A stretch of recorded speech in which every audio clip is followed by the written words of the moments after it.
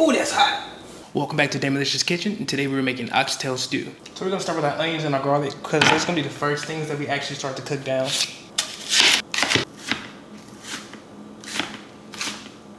I can't remember the pretty way how to cut this onion for the life of me, so we're just gonna cut it. I'm gonna go half an onion for this. That should be enough. If you're cutting an onion and your eyes start to water, maybe your knife isn't sharp enough, or you're doing it the wrong way.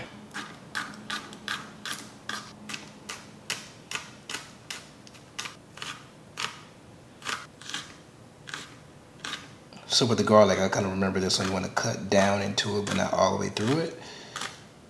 Then going again the other way to form your rolls. From there, I'm going to just chop it off. Again, you're not looking for the best cuts. You just want to mince it up because it's going to go right in that stew. Be careful, watch your fingers behind the knife. I'm like this. I have cut myself too many times before. Remember, you guys want to kind of clean as you go as well.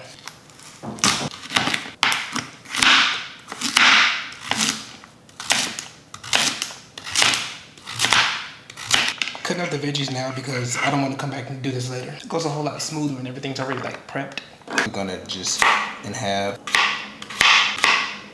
Okay, now that we got all our veggies and our aromatics prepped, it's time to play with some meat. Seasoning, salt. And while you're doing this, it's good to look around and see if there's any pieces you can like trim off, like I already did, a little extra fat. My meat hand, my dry hand. There's already salt in the seasoning salt in the adobo, and there's already pepper. So I think we're pretty good with that. You'd rather under season than over season. So we're gonna use our brand new big Dutch oven. We're gonna add a little bit of oil into the pot. We'll render down that little piece of fat I cut off earlier. You wanna use wood or plastic because you don't wanna mess up the bottom of your pot. All right, we're gonna add our pieces.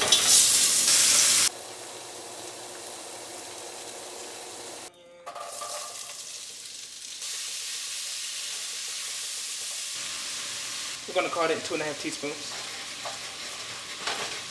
Time to add a little bit of that beef broth in there.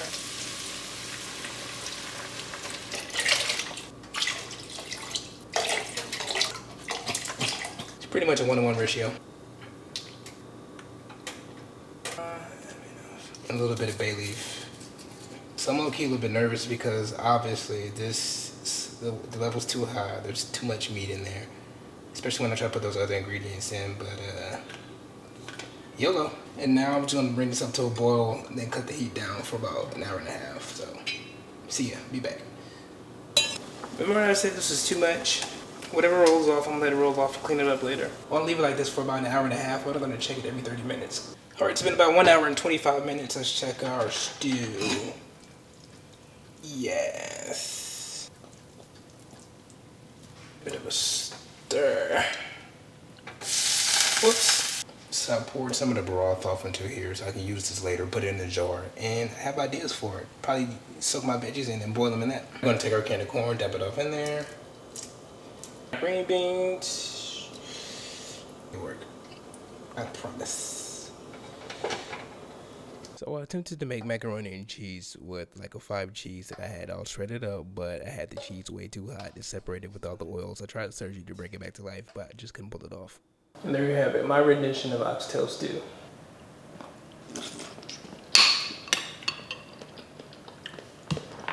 Eat that piece.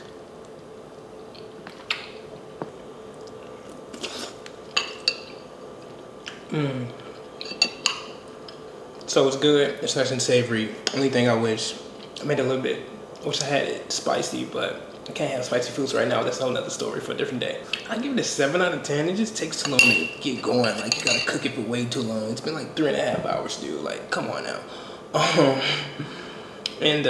Yeah, the mac and cheese, that was tragic. Anyway, I'll see you guys next time.